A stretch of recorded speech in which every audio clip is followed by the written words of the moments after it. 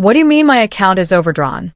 That's impossible, I exclaimed, clutching my phone with a practiced air of disbelief. My voice carried just the right tremor of shock as Brandon's sister, Lisa, unleashed a tirade about the rent money he'd promised her, money that, of course, never arrived. He did what?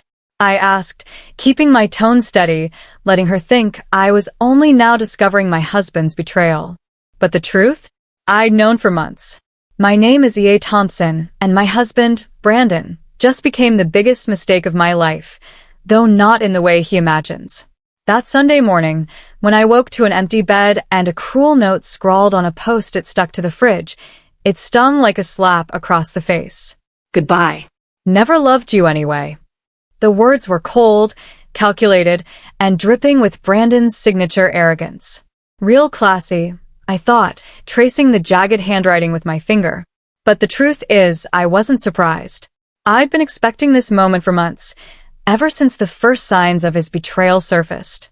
As a forensic accountant in Milwaukee, I've spent the last 15 years unraveling financial fraud for some of the Midwest's largest corporations. My job is to spot lies in numbers, to see through the smoke and mirrors of deceit. So when Brandon started plotting his so-called great escape, he wasn't exactly dealing with an unsuspecting amateur. The first red flag waved 3 months ago, subtle but unmistakable. After years of leaving our finances to me, Brandon suddenly developed a keen interest in our retirement accounts. Just curious about our nest egg, he'd said with a smile that didn't reach his eyes. Then came the secret phone calls, hushed conversations he'd take in the garage, thinking I couldn't hear. There were the unexplained absences, the late nights at the office that didn't align with his schedule, and the way he'd slam his laptop shut or switch his computer screen whenever I entered the room. Classic signs of someone with something to hide. I'd seen these patterns before in my line of work, executives siphoning funds, spouses funneling money to secret accounts. Brandon wasn't unique. He was just sloppy. What he never realized was that I was watching his every move, every suspicious transaction, every hidden purchase, every attempt to quietly siphon our money. I saw it all. Each step he took to rob me blind was meticulously documented, photographed, and sent straight to my lawyer. By the time he left that heartless note, thinking he'd executed the perfect escape, I'd already moved our savings to a secure account, flagged every joint account for fraud, and prepared for every possible scenario he might try. So when my phone began buzzing with fraud alerts that Monday morning, declined transactions, failed withdrawal attempts, frozen accounts, I couldn't help but smile. Each notification was like a note in a symphony, proof that Brandon's plan was unraveling. He thought he was 10 steps ahead, but he had no idea he was walking straight into a trap of his own making. My hand brushed against the folder on my desk, labeled just in case in my neat handwriting. Inside was months of evidence, bank statements, screenshots, transaction logs that would not only derail his escape, but destroy his future. As I listened to Lisa's desperate voice on the phone, her words thick with frustration, I almost felt sorry for him. Almost. You might think I was devastated, learning that my husband of 8 years never truly loved me. But here's the thing about being a forensic accountant. You learn to see patterns. People think they're clever when they hide things, but money always leaves a trail. Always. And Brandon? He left breadcrumbs everywhere. I met Brandon 6 years ago at a charity gala in downtown Milwaukee. He was charming, polished, and carried himself with the easy confidence of a man who knew how to work a room. He claimed to be a successful investment advisor, drove a sleek black Audi, and spoke passionately about building a future together. I was captivated by his ambition, his quick wit, his promises of a life filled with shared dreams. Looking back, I should have noticed the cracks in his facade, how he deflected questions about his clients, how his stories about his past were always vague, how he'd tense up when I asked about his family. But love, as they say, can blind even the sharpest eyes. The first 3 years of our marriage were blissful, or so I thought. We bought a charming colonial house in the suburbs of Milwaukee, with ivy climbing the brick facade and a backyard perfect for the family we planned to start. We took exotic vacations, snorkeling in the Caribbean, wine tasting in Tuscany, and talked endlessly about our future. But there were always little inconsistencies that nagged at me, like how Brandon would bristle when I asked about his student loans, claiming they were handled. Or how he'd deftly change the subject whenever I suggested meeting his old colleagues. "You don't trust me, Elise?"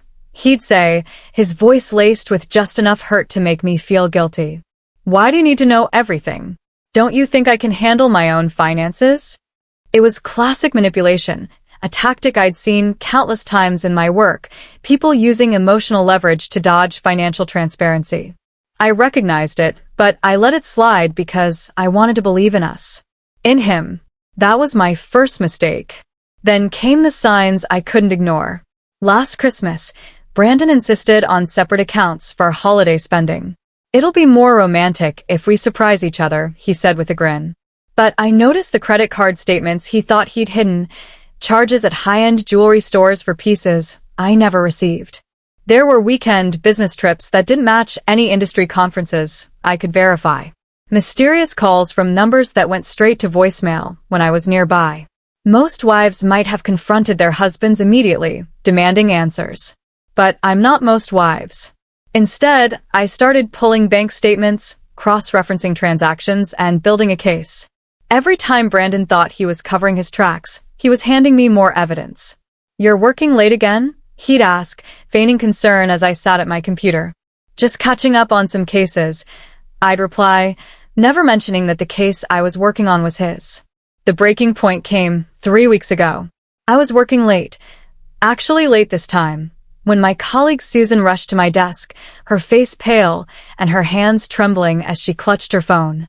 "Elise, you need to see this," she said, her voice barely above a whisper. "I was reviewing the Thompson case files, not you, obviously, another case, when I found something. It's about Brandon."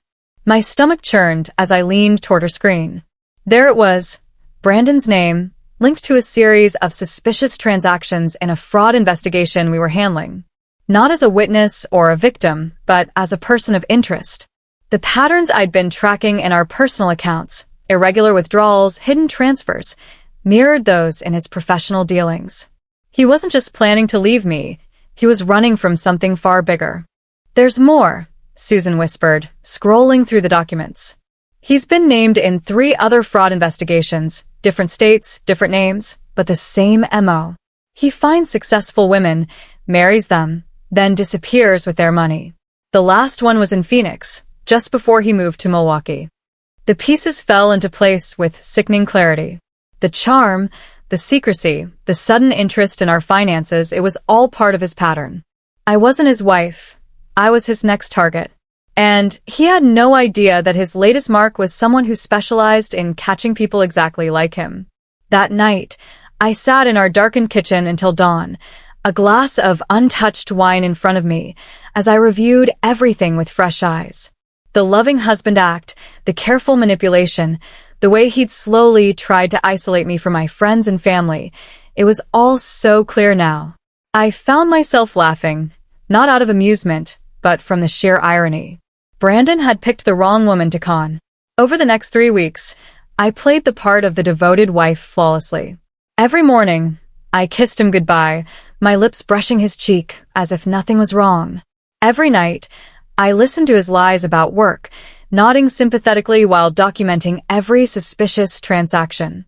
I moved our savings to a new account, contacted the FBI's Financial Crimes Unit, and gathered evidence that would not only protect me, but also help his previous victims seek justice.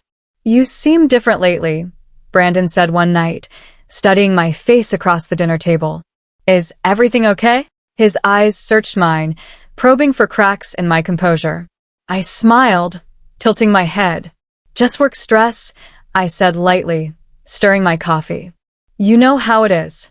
He nodded, satisfied, oblivious to the fact that I was dismantling his entire scheme. As I sat there, listening to Lisa's voice on the phone, recounting how Brandon had promised her money he didn't have, I felt a strange calm. He thought he'd played me, but he was the one caught in the web. And now, with every failed transaction lighting up my phone, I knew the trap was closing. Brandon's great escape was over before it even began. I smiled to myself, savoring the thought of the trap I'd meticulously set, relishing how Brandon's own arrogance would lead to his downfall. "Just tired from work," I replied smoothly, meeting his probing gaze across the dinner table. "You know how it gets this time of year." He nodded, his expression softening into a mask of sympathy, likely assuming I was slaving away to pad the accounts he planned to plunder. If he'd paid closer attention, he might have noticed the glint in my eye, the one that betrayed my knowledge of his every move. But con men like Brandon never imagine they'll be outplayed. That's the fatal flaw of those who make a living betraying others. They're so consumed by their own schemes that they never see the counterattack coming. The morning after Brandon vanished, his carefully laid plan began to unfold, just as he'd expected, or so he thought. The first call came from our bank at 8:03 a.m., a crisp voice informing me of unusual activity, multiple withdrawal attempts, credit cards maxed out, accounts frozen. The second call, an hour later, was from his supposed sister, Kelly, her voice shrill with hysteria as she ranted about the money Brandon had borrowed for her rent. The third call stopped me cold. A woman named Rachel Clark, her voice taut with controlled anger, asked if I knew where her husband was. Her husband. The words hit me like a bucket of ice water, chilling me to the core as I sank into a chair at my kitchen table, gripping my phone. "I'm sorry, what did you say?" I asked, my voice steady despite the storm brewing inside me. "Brandon Murphy," Rachel explained, her tone sharp with betrayal. "He's still legally my husband. He disappeared with my savings 3 years ago in Phoenix. I've been tracking him ever since." I leaned back, a wry smile tugging at my lips despite the shock. "Actually, here he went by Brandon Thompson. And you're not going to believe this, but I've been expecting your call." Over the next hour, Rachel and I compared notes, piecing together a chillingly familiar pattern. The same disarming smile that had once charmed me at a Milwaukee gala had worked its magic on her.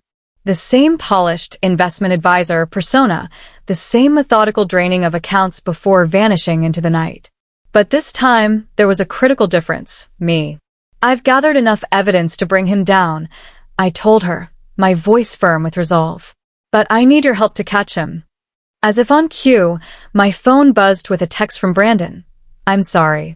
Can we talk?" "Just one last time." "Perfect." He was following the exact pattern Rachel had described, a desperate outreach after the initial disappearance, a ploy to manipulate his way into one last chance to access any remaining funds.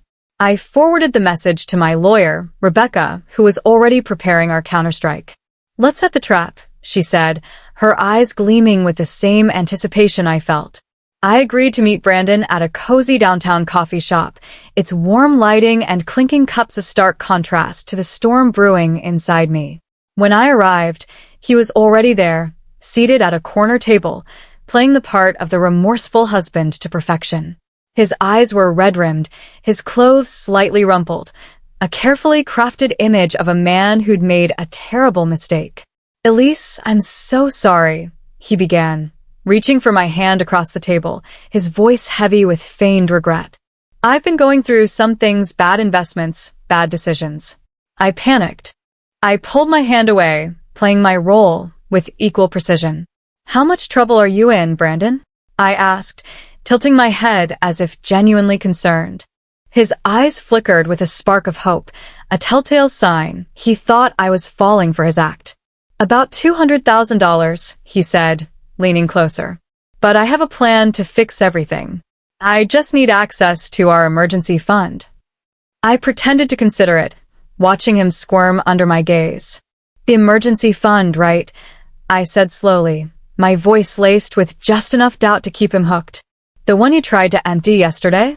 His face fell for a split second before he recovered, his charm kicking back into gear.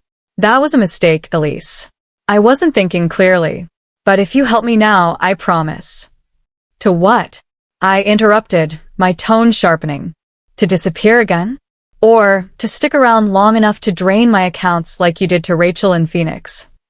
The color drained from his face, and for the first time in the 8 years I'd known him, Brandon, Thompson, Murphy, or whatever his real name was, looked genuinely shaken. "You know, the funny thing is, I continued, sliding a manila folder across the table, its edges worn from months of careful preparation. If you'd done your research, you might have realized that stealing from a forensic accountant wasn't your smartest move. Just then, 2 FBI agents approached our table, their badges glinting under the coffee shop's soft lights. I stood, straightening my jacket with a calm I'd honed over years of unraveling fraud. Oh, and Brandon? You might want to call a lawyer. A good one. As the agents led him away, his wrists cuffed and his head bowed, my phone lit up with a call from Susan, my colleague at the firm. Her timing, as always, was impeccable. "We've got him," she said, her voice brimming with triumph. "The team just finished analyzing those offshore accounts you flagged. Brandon isn't just running a marriage con, he's been operating a massive Ponzi scheme. We're looking at fraud in the millions." I watched through the coffee shop's window as Brandon was ushered into a federal vehicle, his once confident posture reduced to something small and defeated. "How many victims?" I asked, already bracing for a grim answer. 23 so far, spanning 5 states, Susan replied. 12 marriages, all to successful women in finance. But here's the kicker. He was planning something bigger. We found evidence of a new investment firm he was setting up, using your credentials and reputation to lure high-net-worth clients. I closed my eyes, the pieces falling into place. All those late nights when he'd asked about my cases, feigning interest in my work. He wasn't being supportive. He was mining information, planning to exploit my professional reputation for his most audacious scam yet. The irony, I said, a bitter laugh escaping my lips, is that if he hadn't gotten greedy, if he'd stuck to his usual marriage scam, he might have slipped away again. But he just had to go bigger. "That's not even the best part," Susan continued, her voice tinged with glee. "Remember that country club membership he insisted on last year? Turns out he was using it to meet his next target, Caroline Mitchell, the hedge fund manager. He was already laying the groundwork for his next disappearing act." I smiled, thinking of Caroline, one of my closest friends and a brilliant financier who'd been working with me for months to document Brandon's every move. "Let me guess," I said. "Caroline gave you access to all their private conversations, every email, every text, every recorded chat in the club lounge. He practically handed us a blueprint of his entire operation while trying to seduce her." "Exactly," Susan said. "The guy wrote our case for us." I couldn't help but laugh, the sound sharp and triumphant. Brandon had spent months weaving his intricate web, believing he was the smartest person in the room. Meanwhile, every person he thought he was manipulating, me, Caroline, even Rachel, had been working together, building an airtight case against him. "Have you heard from his sister, Kelly?" I asked, recalling her frantic call earlier that morning. "That's another interesting thread," Susan replied. "Turns out she's not his sister at all. She's an accomplice. They've been running this scam together for years. She plays the desperate sister to justify his urgent need to borrow money right before he disappears. She's being picked up in Chicago as we speak." I leaned back in my chair, taking in the breathtaking scope of Brandon's deception and his staggering blindness. He'd been so focused on maintaining his lies that he never noticed the trap tightening around him. "One more thing," Susan added. "We found his real identity. His name isn't Brandon Thompson or Murphy. It's Brandon Roberts, and he's been wanted for fraud in Canada since 2015. I smiled, picturing the massive case file waiting on my desk, its pages brimming with evidence that would bury him. "Well, Brandon Roberts," I murmured, "welcome to your worst nightmare." I was about to head back to the office when my phone buzzed again, this time with a text from an unknown number. "You think you're clever, but you have no idea what's coming. Check your email." My pulse quickened as I opened the email, revealing a series of photos. Me at the grocery store, me with my parents at Sunday brunch, me through the windows of our suburban home. A chill ran down my spine, not from fear, but from a surge of white-hot anger. Brandon had hired someone to watch me, to intimidate me into backing off. I forwarded the email to Susan and Rebecca, then dialed Agent Morrison, the FBI officer leading Brandon's case. "Agent Morrison, we got another player in the game," I said, my voice steady despite the adrenaline coursing through me. Already on it, she replied, her tone clipped and professional. The photos were sent from an IP address we've been monitoring. James Foster, Brandon's former cellmate from a brief stint in Phoenix. He's been working as Brandon's muscle, threatening victims who get too close to exposing the scheme.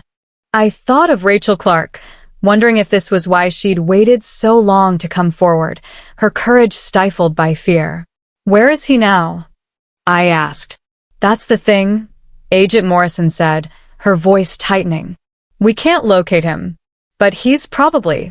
Her words cut off, interrupted by a burst of static on the line. Hold on. Agent Morrison's voice crackled through the phone, sharp with urgency. There's movement on one of Brandon's frozen accounts. Someone's trying to access it from inside your house. My house. The words sent a jolt through me, my mind flashing to the laptop I'd left open on my kitchen table, its screen glowing with the evidence I'd been compiling.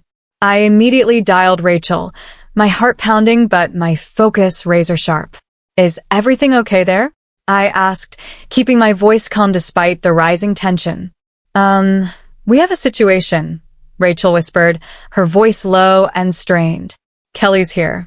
She must have had a key. She's trying to access Brandon's accounts from your computer. Kelly, the fake sister who was supposed to be in custody in Chicago. My mind raced through the possibilities. Either she'd escaped, or the FBI's intel was off. Either way, this was no coincidence. Rachel, get out of there now, I urged. Kelly's not working alone. A loud crash echoed through the phone, followed by Rachel's sharp intake of breath. Too late, she said, her voice steady but tight. Foster's here too. My heart thudded, but my mind remained clear, honed by years of untangling fraud under pressure. This was exactly the kind of desperate, reckless move I'd anticipated from Brandon's network. Rachel, remember what we discussed? I said firmly. It's time. Through the phone, I heard Rachel's voice shift to a calm, deliberate tone. Hey, Kelly, she said, addressing the intruders with a boldness that made me proud. Before you do anything stupid, you might want to look at what's on that screen. I smiled, knowing exactly what they were seeing. Every file, every account, every damning piece of evidence wasn't just stored on my laptop, it was being live-streamed to the FBI servers. The entire house was under surveillance, with hidden cameras capturing every move and agents stationed just blocks away, ready to pounce. It's over, I heard Rachel say, her voice ringing with defiance. Look outside. The wail of sirens pierced the background, growing louder as FBI agents swarmed my suburban home, their vehicles converging with military precision. Within minutes, Kelly and James Foster, Brandon's enforcer, were in custody, their faces pale with the realization that their last-ditch effort had failed spectacularly. Rachel was safe, unharmed, and waiting for me when I arrived. I pulled into my driveway to find Agent Morrison standing on my front lawn, her arms crossed and a satisfied smile on her face. Quite a performance, Elise, she said, nodding toward the house, now a buzzing crime scene. You knew they'd try something like this, didn't you? I shrugged, brushing a strand of hair from my face as I surveyed the scene. People like Brandon, Kelly, and Foster, they always get desperate at the end. They're so used to being in control that they can't handle losing it. I just had to make them think they had one last chance to win. Morrison's smile widened. Well, with this attempted break-in and the threats from Foster, we can add witness intimidation and conspiracy charges to their list. I'd say your trap worked perfectly. I thought of Brandon, sitting in his cell, probably still believing he could charm his way out of this mess. He had no idea that his desperate final move, sending Kelly and Foster to my house, had just handed us the final pieces of evidence we needed to ensure he'd never scam anyone again. 2 months later, I sat in a Milwaukee courtroom, the air thick with anticipation as Brandon's world crumbled before my eyes. Gone was the confident smile that had once disarmed me at a charity gala. In its place was a look of utter defeat, his shoulders slumped as the judge delivered the verdict. Brandon Roberts, the judge intoned, her voice steady and unyielding, for multiple counts of fraud, identity theft, conspiracy, and witness intimidation, This court sentences you to 25 years in federal prison. I caught his eye as the bailiff led him away in handcuffs, his once charming facade shattered. For a fleeting moment, his mask slipped completely, revealing raw panic, the look of a man who'd finally realized he'd underestimated his opponent. The man who'd scrawled, "Never loved you anyway," on a fridge note now faced a future where love was the least of his concerns. Kelly and Foster didn't fare much better. Both took plea deals, but their cooperation came at a cost: significant prison time. In exchange, they provided evidence that unraveled Brandon's entire network, exposing operations in 3 countries and implicating a web of accomplices. Rachel sat beside me in the courtroom, squeezing my hand as Brandon's victims, my unexpected sisters in survival, stood one by one to deliver their impact statements. Each woman recounted a hauntingly similar story of betrayal, of charm turned to manipulation, of trust shattered. But each ended on the same note of triumph. We hadn't just gotten justice. We'd reclaimed our power. After the sentencing, Agent Morrison approached me, her badge glinting under the courtroom's fluorescent lights. "The Bureau could use someone with your skills, Elise," she said, her smile warm but professional. "Have you ever considered consulting for us?" I thought of all the other Brandons out there, scammers who believed they were too clever to be caught, predators who preyed on trust. "You know what?" I said, meeting her gaze. "I think I'd like that." As I stepped out of the courthouse into the bright Milwaukee sunshine, a weight lifted from my shoulders, leaving me lighter than I'd felt in years. Brandon had thought he'd destroy me with his betrayal, but he'd only made me stronger. Now I had a new mission, ensuring he'd be the last con man to underestimate a woman with a talent for numbers and a mind for justice. 6 months later, I stood at a podium in a packed conference room at the FBI's Financial Crimes Division in Milwaukee. Behind me, a projector displayed a detailed presentation titled The Thompson Case, though Thompson was neither Brandon's real name nor mine anymore. I'd reclaimed my maiden name, Elise Archer, severing all ties to his aliases. The modern con artist doesn't use a gun. I told the room full of agents and analysts, their eyes fixed on me. They use trust, manipulation, and technology. But they all leave a trail. You just have to know where to look. The program I developed with the FBI was already yielding results. In the past month alone, we'd busted 3 major romance scam rings, each one following patterns I'd learned to recognize through Brandon's betrayal.